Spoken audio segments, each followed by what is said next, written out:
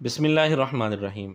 मिर्ज़ा जहलमी ने इमाम बुखारी रहमतुल्लाह अलैह का कौल नकल किया कि इमाम बुखारी रहमतुल्लाह अलैह फ़रमाते हैं सबसे बेस्ट सनद ये है कि मैंने सुना इमाम अहमद बिन हम्बल रहमतुल्लाह अलैह से, उन्होंने इमाम शाफ़िई रहमतुल्लाह अलैह से, उन्होंने इमाम मालिक रहमतुल्लाह अलैह से, उन्होंने नाफ़े रहमतुल्लाह अलैह से, उन्होंने इब्ने उमर रज़ी अल्लाह ताला अन्हु से।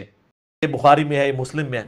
जब बुखारी मुस्लिम तक आपको पहुंचा दिया तो इमाम बुखारी की सनद नबी अलैहिस्सलाम तक है। यानी इमाम बुखारी कहते हैं सबसे बेस्ट सनद ये है कि मैंने सुना अहमद बिन हम्बल से, अहमद बिन हम्बल ने सुना मोहम्मद बिन इदरीस अश-शाफ़ई से, उन्होंने सुना इमाम मालिक बिन अनस से, और उन्होंने सुना इमाम नाफे से, और नाफे ने अब्दुल्ला बिन उमर से, और अब्दुल्ला बिन उमर ने नबी अलैहिस्सलाम से। ये पूरी चेन। हालांकि ये इमाम बुखारी रहमतुल्लाह अलैह पर सरासर झूठ है।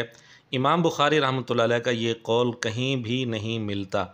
और आप हैरान होंगे कि इस सनद के साथ पूरी सही बुखारी में एक हदीस भी मौजूद नहीं, बल्कि इससे भी बढ़कर इस सनद के साथ पूरी कुतुब सित्ता में एक भी रिवायत मौजूद नहीं है।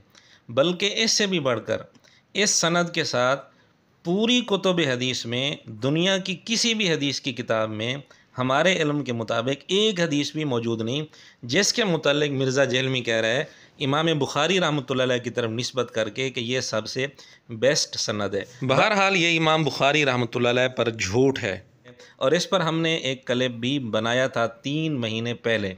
उसका लिंक आप डिस्क्रिप्शन में देख सकते हैं। हुआ ये कि कुछ दिन पहले शाहिद बिलाल चैनल पर किसी भाई ने यही सवाल मिर्ज़ा जहलमी से किया।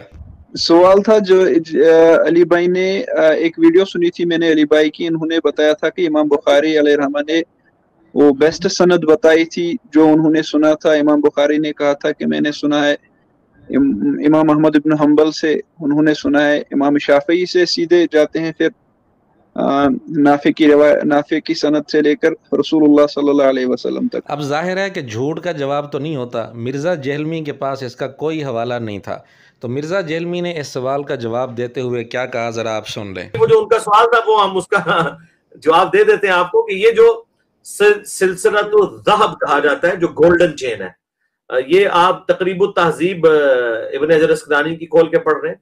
इसके ऊपर इत्तफाक है कि सबसे बेहतरीन जो सनद है ना वो इमाम मालिक से नाफे, और नाफे से अब्दुल्ला बिन उमर, और फिर नबी अलैहिस्सलाम तक। इसे कहा जाता है गोल्डन चेन।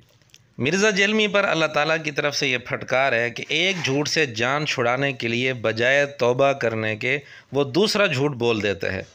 यहाँ भी कुछ ऐसे हुआ, मिर्ज़ा जहलमी ने इस झूठ से तौबा करने की बजाय एक और झूठ बोल दिया जवाब देते हुए।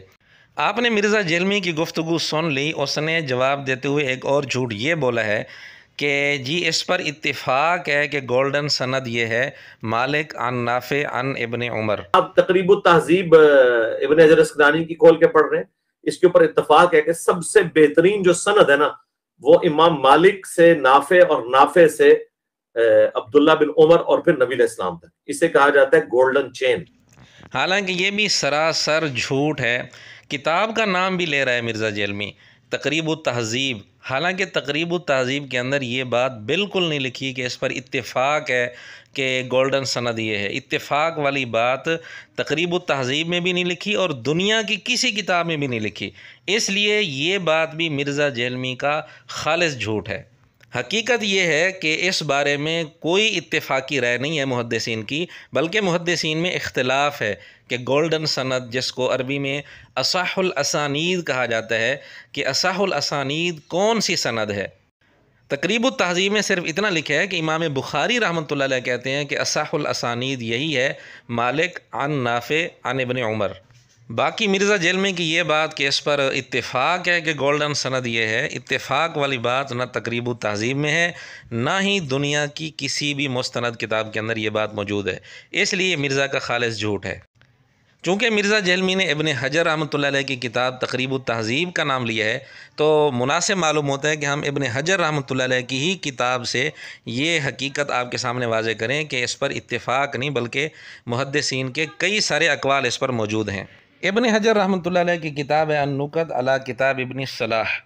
इस किताब में उन्होंने इसी मज़मून पर बहस करते हुए मुहद्दिसीन के कई सारे अक़वाल नकल किए हैं, जिससे ये बात वाज़े तौर पर मालूम होती है कि इस सिलसिले में मुहद्दिसीन का काफ़ी सारा इख्तलाफ है।